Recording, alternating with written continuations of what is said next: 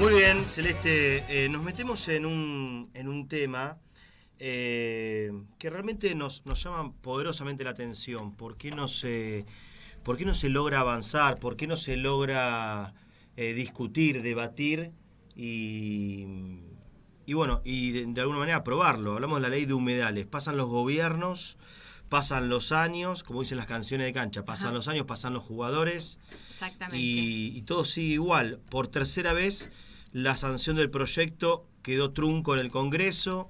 Se habla de un gran lobby, grupos de, no sé, de la agroganadería, de la megaminería y hasta de la explotación inmobiliaria. Recién hablamos en el corte de todo lo que es un humedal, lo que comprende, lo que se construye arriba de ese humedal o por encima. Digo, Nordelta está sobre un humedal, ¿no? Y bueno, queremos saber un poco más, no solamente aclarar un poco el tema de los humedales, sino también de ver por qué no se termina de tratar. Pasan los gobiernos, pasan los años y siempre la misma historia. Vamos a hablar con Juan Rodrigo Walsh, mirá qué apellido, coordinador de la división Cambio Climático de AIDIS Argentina. AIDIS es la Asociación Argentina de Ingeniería Sanitaria y Ambiental. Juan Rodrigo, ¿cómo estás? Buenas tardes, acá Celeste Mainetti y Diego Brancatelli te saludan. ¿Cómo andás? ¿Qué tal? Buenas tardes. ¿Cómo va todo? ¿Bien? Bien. Bueno, acá tratando de entender un poco qué pasa con el tema de humedales, ¿no? Que por tercera vez se intenta pasar a otro nivel de discusión y debate para tratar de protegerlos y sin embargo otra vez se cae, otra vez arrancar de cero. Primero contanos, o a la gente contar un poco un humedal, qué es, dónde lo visibilizamos, dónde lo encontramos y después contame por qué hay tantas trabas. Bueno, empecemos por lo primero. El humedal es un sistema, es un Ujú. sistema de interfase entre el agua y la tierra. En general se lo define como un área que en parte del tiempo se encuentra sumergido. Tiene una serie de características y beneficios. A ver, es un lugar, en líneas generales son lugares de altísima diversidad biológica. Ajá. Cumplen funciones, por ejemplo, en lo que es depuración del agua, cumplen funciones, por ejemplo, en lo que es, actúan como una suerte de esponja, cuando hay mucha lluvia, retienen la lluvia, en otros casos actúan como manteniendo el ciclo hidrológico. O sea, Pensemos en lo que la es, naturaleza los colocó ahí y existen por algo, tienen un motivo, una son razón de ser. parte integral del circuito del ciclo hidrológico. Así, el agua está en el subsuelo, en aguas subterráneas, está en el mar, está en la atmósfera, está en los ríos y también está en el suelo, en esta suerte de esponjas que son una interfase entre el suelo firme, la tierra firme y los espacios acuáticos. Pensemos lo que es el delta del Paraná, por ejemplo. Pensemos, hay un humedal que es emblemático de todo el continente sudamericano, de lo que es América del Sur, que es el Pantanal. Es el Pantanal que está ahí entre Bolivia, Brasil, parte de Paraguay. Es esa esponja que cuando llueve retiene y después larga esas lluvias, esa agua por la cuenca del Plata que tanto necesitamos. O sea, son sistemas, son ecosistemas Ujú. absolutamente fundamentales para entender la importancia del ciclo hidrológico en nuestra vida. De ahí su importancia en el mundo y es la razón por la cual convenios internacionales como el convenio de Ramsar, por ejemplo, que data del año 71, si mal no recuerdo, los protege.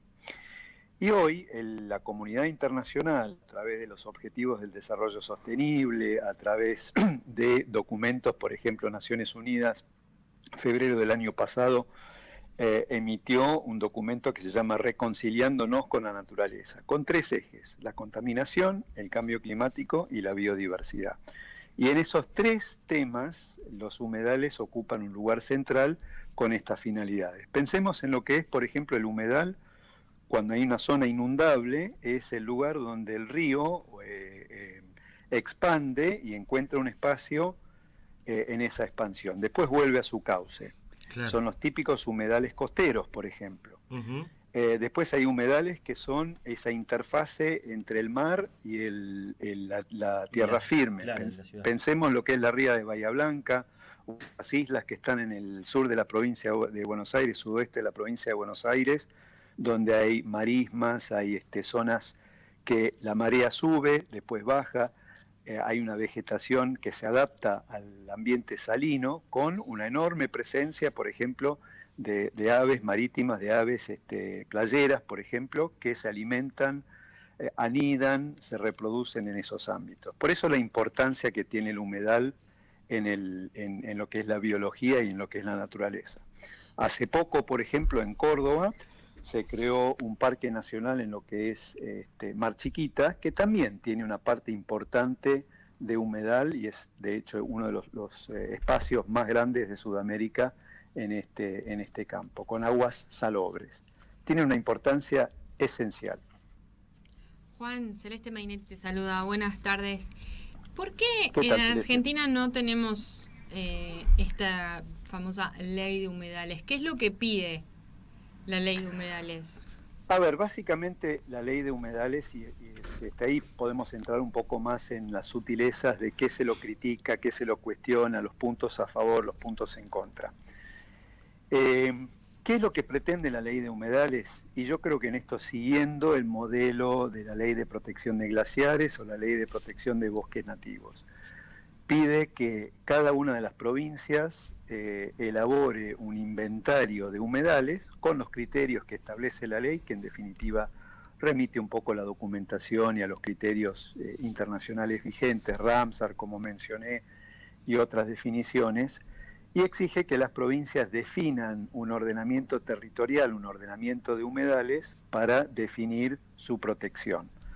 Tengamos presente, y esto es una de las dificultades que se presentan en estos temas, que el humedal, al igual que el río, al igual que los recursos hídricos, son de las provincias, son propios de las provincias, y esto lo que genera es tensión. ¿Hasta qué punto la nación puede ordenarle a la provincia una protección de determinado sistema, determinado cuerpo de la naturaleza o recurso natural, sin avanzar sobre las potestades provinciales? Este es uno de los temas que yo creo a lo largo de los últimos, yo diría 10 años, porque ustedes bien dijeron, pasan los gobiernos y ha habido iniciativas, tanto de la gestión del justicialismo hasta el 2015, hubo gestiones también en la gestión en el periodo del gobierno anterior y en la actual.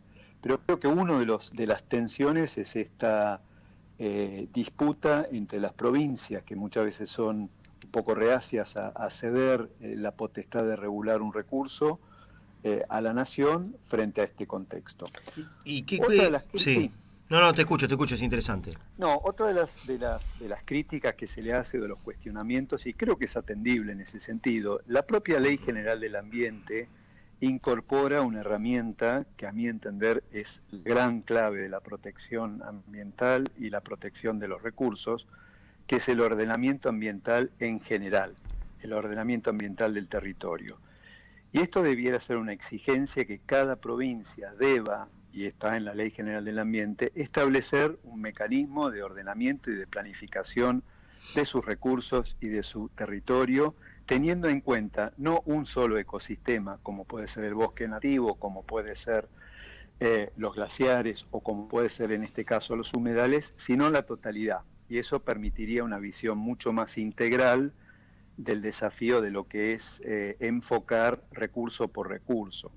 Tengamos presente, por ejemplo, que también hubo una propuesta en algún momento, entiendo que perdió estado parlamentario y se diluyó, de establecer un inventario, una ley de presupuestos mínimos, por ejemplo, para pastizales. Claro. Entonces, terminaríamos con tantas leyes como ecosistemas hay, y eso a veces atenta contra esta idea de una planificación integral de los recursos. ¿Y cómo se llega de esta falta de ley de humedales o regulación de humedales a tener los niveles de sequía que provocan los incendios que hemos visto en estos últimos 2 años? Bueno, este es otro gran tema y es algo que, a ver, desde el derecho podemos hacer un montón de cosas, pero lo que no podemos es modificar, enmendar o cambiar a veces las reglas de la naturaleza. Con la ley podemos hacer un montón de cosas, pero lo que no podemos es dejar sin efecto, por ejemplo, las leyes de la gravedad, las leyes de entropía, las normas de las leyes de la física. Sí podemos regular las actividades humanas. La verdad es que el gran desafío que enfrenta la humanidad en estos tiempos es el calentamiento global. Y es esto lo que está generando por ejemplo, los riesgos de incendios o el incremento del escenario, el riesgo de incendio, no solamente en el humedal, que es lo que atrajo la atención, por ejemplo, en el 2020, en el 2021, con los incendios en el delta del Paraná, o estos esquemas que hemos visto en Corrientes en el último tiempo, que justamente es por la bajante fuerte, la sequía y la bajante del Paraná, que dejó mucho material seco en lo que es normalmente un humedal, como es el estero de Liberá, y eso es una bomba de tiempo. Ahora, la verdad es que esto, creo que la moraleja o el mensaje que uno tendría que plantear en esto es: muchachos, el calentamiento global, el cambio climático es un desafío enorme para la humanidad. No podemos seguir hablando de incendios o el riesgo o la sequía, sino que esto es un tema sistémico. Hoy en día, por ejemplo, muchos científicos están planteando el riesgo de qué pasa si ese ecosistema de la Amazonía, por ejemplo, que genera su propio clima, su propio régimen de lluvias, y es lo que de alguna manera regula la humedad en Sudamérica, en todo el continente, ¿qué pasa si ese ecosistema pasa a ser, en vez de un bosque tropical, pasa a ser una sabana con otro régimen de lluvias? Y empezamos a ver que lo que este año fue una circunstancia extraordinaria de bajante en el Paraná pasa a ser la situación normal. Ahí sí vamos a tener serios problemas, y problemas que no sé si lo vamos a atacar o resolver con la sanción de una ley, que es un poco a veces la dificultad de pensar que con estas decisiones humanas podemos cambiar la naturaleza. Y acá, hay que tomar conciencia de la gravedad, ¿no? Acá en Buenos Aires, puntualmente, recién lo charlamos con Celeste fuera del aire, no sé, ¿Nordelta está construido sobre humedales? Sí, de hecho, bueno, es todo el sistema de lo que es la llanura de inundación o la cuenca de inundación de los ríos, el Reconquista, el río Luján y obviamente el Paraná, pero puntualmente lo que sería el Luján y el río de la Plata, la cuenca baja del Paraná.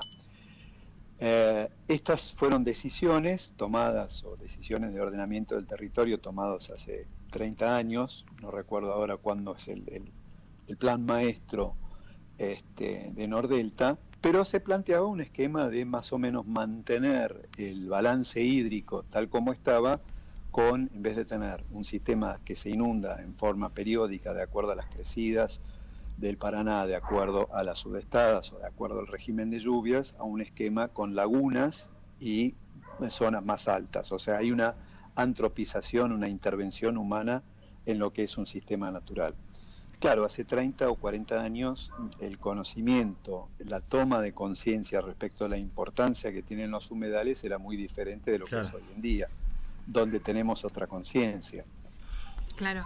Cuando hablamos de intervención humana, digo, esto tiene que ver con, entiendo yo, intereses que terminan siendo económicos también, porque entiendo que tiene que ver con negocios inmobiliarios, negocios de minerías, no sé, corríjame usted, Juan Rodrigo, que es el que sabe, pero entiendo que, digo, esa intervención humana tiene que ver más que nada con que se intervienen estos espacios que deberían ser protegidos por estas cuestiones ambientales que usted nos detallaba, para fines de negocios. Todo negocio. Sí. Hay de todo, hay de todo. Por un lado está la visión del negocio, llamémosle negocio inmobiliario, llamémosle, puede ser otro tipo de, en algunos casos se ha planteado mucho la minería. La verdad que la minería depende dónde, puede afectar o no un humedal. La minería en zonas absolutamente áridas donde no hay humedales o mallines no sería un problema. En otros casos sí. Por eso vuelvo al esquema del ordenamiento territorial, que nos permite decir qué es factible y dónde y de qué manera. Hay lugares que no, y esos van a estar fuera del mercado. Hay lugares que son factibles, y esto lo vemos en muchos campos. Yo creo que también hay un elemento ahí que es, y vuelvo a este esquema del ordenamiento territorial, la ausencia del Estado en aquellos ámbitos donde debe estar en la planificación. Pensemos lo que ha sido, por ejemplo, el crecimiento en muchos lugares litorales o en muchos lugares inundables llanuras de inundación del Reconquista, del Luján, del Riachuelo, simplemente para hablar del AMBA. Podríamos hablar de lo mismo en Santa Fe o en la cuenca del Paraná, en lo que es, qué sé yo, San Nicolás, San Pedro y demás, donde ha habido un avance espontáneo en muchos casos, o con la vista gorda desde los ámbitos públicos, municipales o provinciales, autorizando o dejando hacer, digamos, la urbanización o la ocupación de espacios inundables. Esto lo vemos en muchos casos con barrios marginales. Hace poco, recorriendo, por ejemplo, la cuenca baja del Reconquista en Tigre, asentamientos sobre el río, sobre la zona que evidentemente los somete a una vulnerabilidad ante una crecida, ante una sudestada o ante situaciones de fuertes lluvias en la cuenca alta, por ejemplo, que esto pasó hace unos años en Luján. ¿Se acuerdan que se inundó? Bueno, en parte esto también es consecuencia de este fenómeno de crecimiento espontáneo en algunos casos, en otros casos alentado por los propios programas de los municipios, con emprendimientos en la llanura de inundación de estos ríos, que después genera aguas arriba, por ejemplo, una suerte de tapón con esas inundaciones que vimos 2013, 2014 en la cuenca del río Luján. Entonces creo que hay, por un lado, y en este sentido, la responsabilidad que tiene el Estado de planificar y ordenar el uso del territorio, haciendo una suerte de, bueno, ¿dónde tales actividades son factibles y permisibles? ¿Dónde tales actividades no son permisibles y deben ser vedadas? Y yo agregaría en esto algo que también está en los compromisos que tiene la Argentina frente a la comunidad internacional. Naciones Unidas está planteando mucho esto en términos de zonas, áreas y ecosistemas que van a estar sujetos a medidas de conservación y preservación para las generaciones futuras.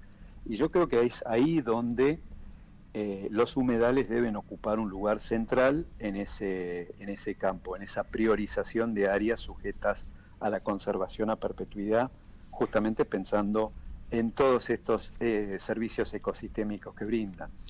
Qué lindo tema y qué profundo, que es mucho más amplio, interesante y necesario para que la gente lo escuche, lo aborde, lo visibilice, lo empiece a considerar, lo tenga en cuenta. Es un tema realmente apasionante porque nos involucra absolutamente a todos. Todo. ¿Y cómo hacer, Diego, con lo que ya está construido? Y eso es porque vos tenés una situación, por ejemplo, cuando fueron los incendios que se vieron el verano pasado, no el anterior, en el sur, vos tenías, por ejemplo, se incendiaba el Hoyo y habían zonas en el Hoyo, que queda en la provincia de Chubut, que eran construcciones en lugares donde no se podía construir, ya determinado por la provincia. Bueno, de mínima hay que una casa al borde del mar. Vos te haces una casa al borde del mar, viene una marea alta y te la lleva. Claro. Y le exigís al Estado que te dé de nuevo esa casa. Indemnice, claro. Pero es como muy complicado todo también. Es muy difícil. Bueno, esto que estás planteando es algo que en el resto del mundo hoy está generando enormes discusiones. Por ejemplo, tanto en Europa como en Estados Unidos, donde el régimen asegurador históricamente brindaba algún tipo de protección a eventos, inundaciones y demás, justamente por el calentamiento global, la elevación de los niveles del mar, se está planteando que en lugares sujetos a inundaciones, sujetos a estos riesgos, ya no sean factibles de ser asegurables, justamente por violar estos principios y estos esquemas. En la costa atlántica, y esto es un tema que se está viendo en algunos lugares de la provincia de Buenos Aires, por ejemplo, la costa atlántica, frente a un escenario de calentamiento global, lo que es la bahía de San Borombón, se va a volver mucho más vulnerable y mucho más en riesgo. Lo mismo que algunos lugares que hoy están siendo sujetos a erosión costera, entre otras cosas por la mayor energía que tiene el mar, producto del calentamiento global. Y esto lo estamos viendo en Chapalmalal, lo estamos viendo en Mar del Sur, en muchos lugares donde inclusive avance y hay peligro para las construcciones. Gracias por estos minutos, de verdad, de claridad, de tranquilidad para explicarnos absolutamente todo. Gracias, de verdad, Juan Rodrigo, por estar aquí en La Rosada No Se Mancha. Un abrazo grande. Bueno, un placer y muchas gracias. Gracias, qué claro, clarísimo. Gracias, Juan Rodrigo Walsh, coordinador de la división Cambio Climático de AIDIS, Asociación Argentina de Ingeniería Sanitaria y Ambiental.